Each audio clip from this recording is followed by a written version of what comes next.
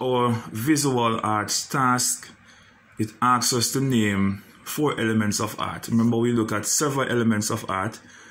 We look at space, we look at shape, we look at color, we look at form,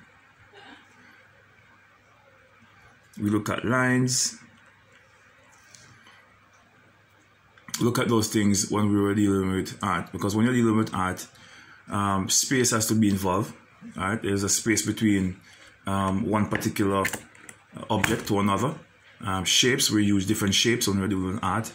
Of course, we use different colors, lines, and all those things when we're dealing with art. We did 7 of them. You just need to identify 4 of them. Draw and name 3 types of lines. And we did a few lines. We did the curved line. We did the broken line. And we have unbroken line. Unbroken. And we also did zigzag. And in making our shapes and doing our art, we use these lines to complete our work of art. Right? There's no way you can do art without using any of these lines. What are the primary colors? The primary colors are what? Red, yellow, and blue. The secondary colors are, and this is a giveaway down here, giveaway, as I said before, sometimes you'll find answers inside of other questions. Orange, green, and purple. So we mix primary colors to get secondary colors. To get the orange, we mix red and yellow. To get green, we mix blue and yellow. And if we want to get the purple, what do we mix?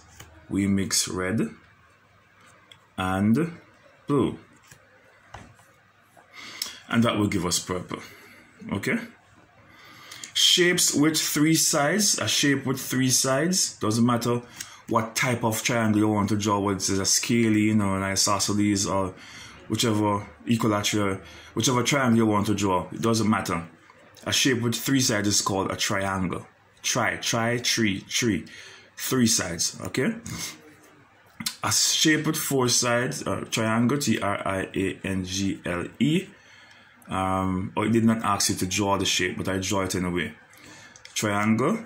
A shape with 4 sides is a parallelogram. Parallelogram. It could be a square, it could be a rectangle, it could be a rhombus or a diamond. Doesn't matter. Once it has 4 sides, it's a parallelogram. Okay? And we did that in class. A shape with 5 sides is called a pentagon. Pentagon has 5 sides. The hexagon has 6 sides. The heptagon has 7 sides. The octagon has 8 sides. The nonagon, 9 sides. And the decagon has 10 sides. But I only ask you for 5. You need to know all 10 shapes, the name of all 10 shapes. Shapes are made of lines. Lines.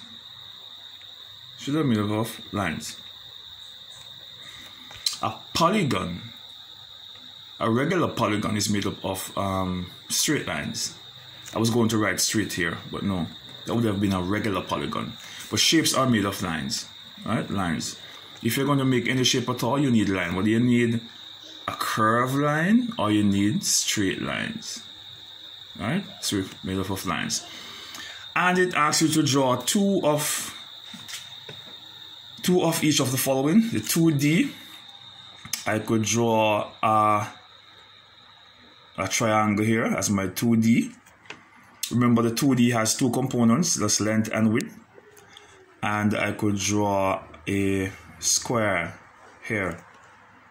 And if I'm going to do 2D, I could draw a square pyramid, a square bottom pyramid.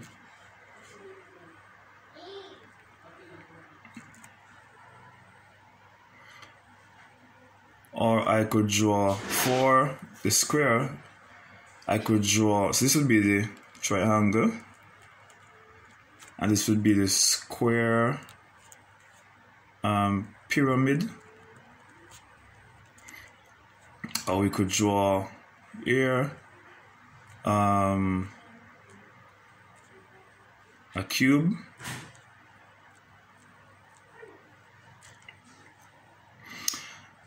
And here we have a square. So the difference between you can see the triangle here, 3 sides, but you can also see the other sides. So with the 3D, you can see other sides. So with the 3D, you are able to see the length of it, you're able to see the width of it, and you're able to see the height of it. That's the difference with the 2D and the 3D. The same with the triangle. You're able to see the length, you're able to see the height, right? The height would be from here to here, would have been the height of it, right? Length, width, height. The longer side would have been the length. All right, so you are able to see more than one side of the 3D, but you can only see 2 sides of the 2D.